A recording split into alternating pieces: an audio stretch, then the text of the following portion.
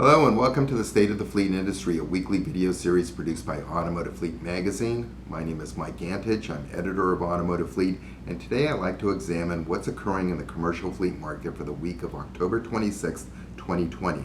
And in particular, I'd like to focus today's conversation on operating costs. What is the current state of the market for commercial fleet operating costs? What are the trends that are occurring today?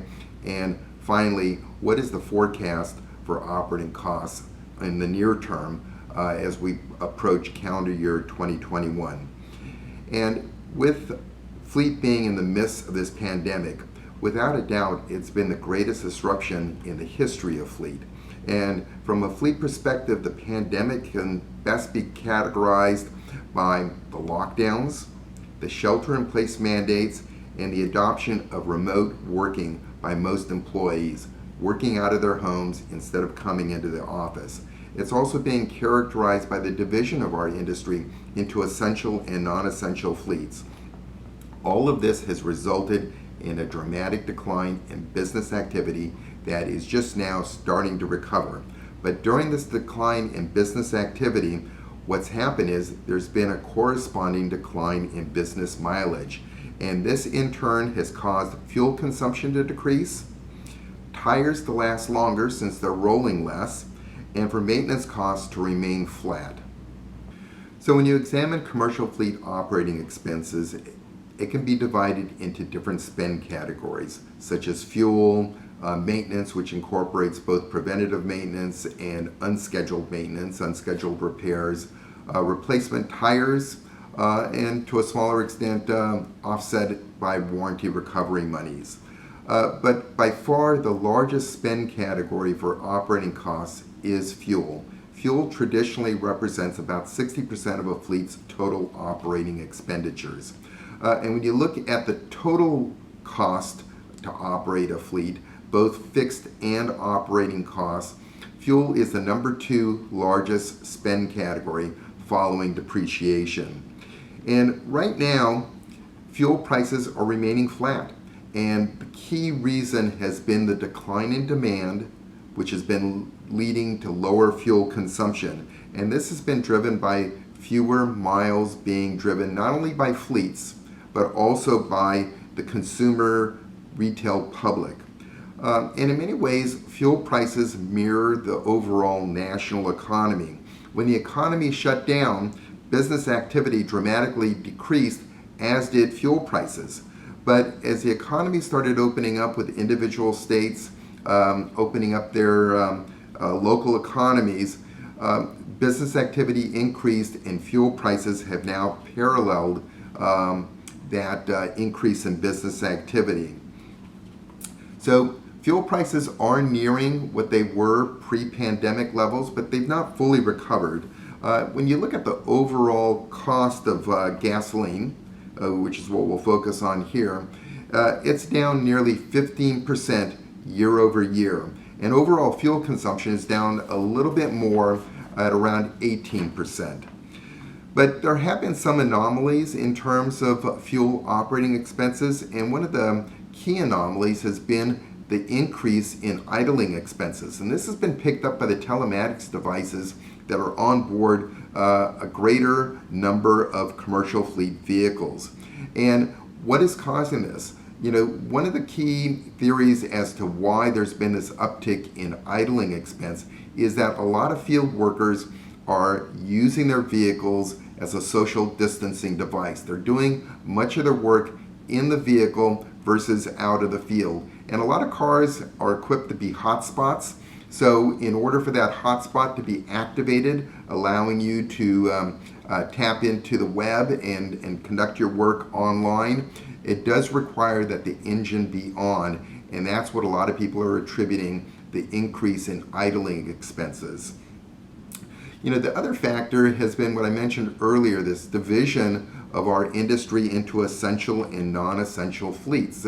Obviously, for the non-essential fleets, there's been a dramatic decline in consumption, but for other fleets, the essential fleets, and in particular your final mile, last mile delivery fleets, there has been an increase in fuel consumption. So what is the forecast? The forecast is that we will see fuel prices start to increase in 2021 as we start returning to normal, but those prices will still be lower than what they were during the height of our robust economy in that 2018 and 2019 time frame. And the other anticipation is that in calendar year 2021, fuel demand is going to increase, and it's going to follow traditional patterns as we've experienced in prior years, usually the increase occurring in that April to May time frame, especially as we approach Memorial Day, and as many people start taking, vehicle vacations, road trips, instead of flying to a leisure destination. The next operating cost spend category I like to examine will deal with maintenance. And as I mentioned earlier, maintenance can be divided into two subcategories, one of which is preventative maintenance, the other is unscheduled maintenance or unanticipated repairs that occur during the course of a vehicle's service life. If you look in those two areas and if you combine those two subcategories in the aggregate, overall total maintenance expenses have been flat for the 2020 calendar year. And the factors that are contributing to that has been the decline in business activity. With the decline in business activity, we've seen less maintenance events occurring, as a consequence, fewer transactions occurring. But what is occurring as a trend has been an uptick in actual transaction prices. Although fewer transactions, some of those prices have been increasing, and there are a variety of reasons for that. One of the key areas where we've been witnessing transaction price increases has been in the area of preventative maintenance. And this isn't new for 2020 calendar year. This has been an ongoing trend that's been occurring in prior years and is simply carrying forward into 2020. And what's driving that increase in transaction prices has been the ongoing migration by OEMs to specifying their vehicles to run on synthetic motor oil, which on the whole is more expensive than traditional motor oil, but does have longer lasting life, which extends the maintenance intervals. But nonetheless, that individual transaction price, by nature of the fact that synthetic motor oil is more expensive, have increased that transaction price. We're also seeing it in other areas, but I'll get to those in a moment when we start dealing with unscheduled maintenance expenses. But sticking to preventative maintenance, when you look at overall preventative maintenance, not just the individual transaction price, but the overall preventative maintenance, those have also been remaining flat, but primarily because a lot of fleets have been extending the mileage intervals from when they're changing or draining their motor oil. In the past, it's been based on mileage or time, whichever comes first. But now, because of the decline in the business activity, a lot of fleets have opted to go strictly on miles driven, which, since miles are down, that's extending the maintenance intervals. But there is a risk, as I've mentioned in prior reports. If you're looking at warranty compliance, a lot of OEMs require that their recommended maintenance intervals follow either a mileage and or time basis. And if you're going strictly on miles, potentially that could create compliance issues in the future should an issue occur. Also, we've witnessed some transaction prices increasing with unscheduled maintenance, and this is primarily in maintenance shops. Because there is a reduced business activity, maintenance shops have likewise seen a reduction in the volume of business that's going through their shops, not only by fleets, but also by retail customers who may be deferring maintenance out of concerns about virus contagion or wanting to social distance. And a lot of these shops are struggling financially to cover their overhead, their administrative expenses, and that's resulted in some price increases to compensate for this lower volume of business. So some repair costs are increasing as vendors try to cover their overhead as a result of the fact that their total revenues are down. But as I mentioned in earlier presentations, there are a lot of similarities with what we're experiencing here with the pandemic to what we experienced as a fleet industry during the 2008-2009 recession. In many ways, they're mirroring one another, and one of the key areas that are similar has been in the area of unscheduled maintenance, and this is primarily the result of companies deciding to keep their vehicles in service longer, extending the actual service life. And this has played out in the fact that the frequency of unscheduled maintenance repairs has been increasing during the pandemic. So there's been an uptick in this area. And likewise, for those non-essential fleets that essentially for a 2 to 3 month period have parked their vehicles from that mid-March to mid-May timeframe, due to the shelter-in-place mandates that were taking place, we did see an uptick in maintenance expenses for battery replacements, for an increase in road service expenses for battery jumps, and also unplanned tire repairs.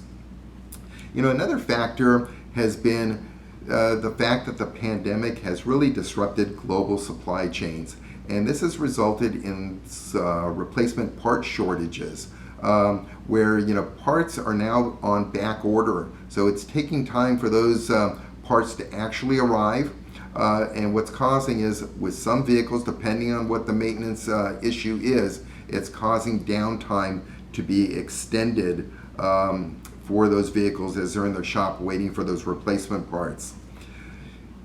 Traditionally, brakes have been your number 2 expense in maintenance. That is continuing. That's remaining a very strong expense item, primarily being driven by some people who cite the increase in the amount of last mile, final mile deliveries. That's mostly stop and go driving, and that's contributing to that ongoing volume of repair work to replace brake pads, rotors, and things like that.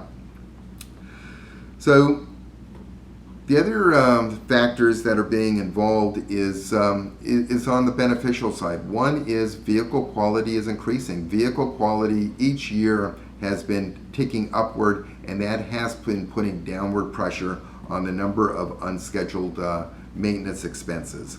So what is the forecast? The forecast is that maintenance costs will increase in 2021 as business activity starts returning to normal. So by that, we should start seeing maintenance expenses returning to pre-pandemic levels in the next calendar year.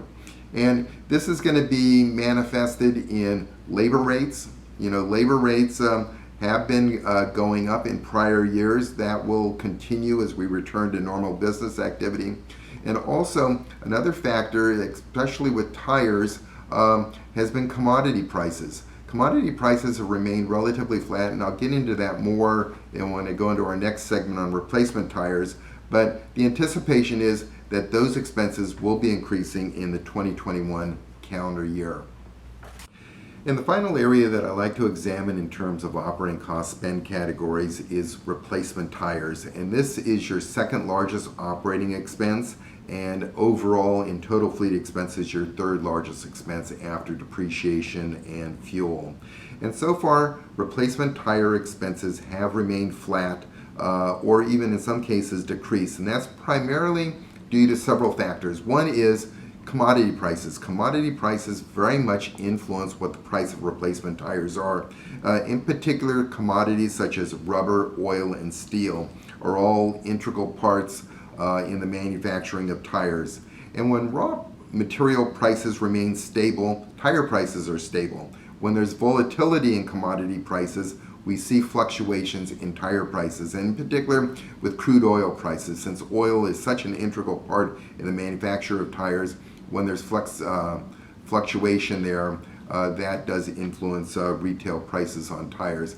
But that's not happening this year. Tire prices have been flat to date, although we have witnessed several OEMs that have increased retail tire prices for some lines of tires. But the key factor governing this has been the decline in fleet utilization. And the bottom line is, the fewer the miles driven, the greater the intervals between needing to change tires. So fleets have been extending those intervals simply by default because of the lower utilization as to when they need a new set of tires. But one interesting phenomena that is occurring in this era of cash conservation is a lot of fleets now are starting to look at retreads. And that has happened in the past, but there has been an uptick, a noticeable uptick in this area.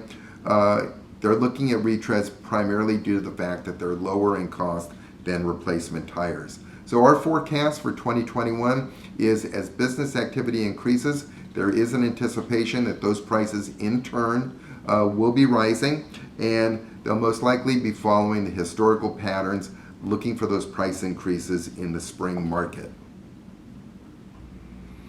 So in summary, the disruption of fleet operations caused by the pandemic have caused fleet operating expenses to remain flat. And this is good news because for the past 2 years, 2018, 2019 calendar years, we witnessed an uptick in operating cost expenses, primarily driven by the ongoing increases in fuel prices.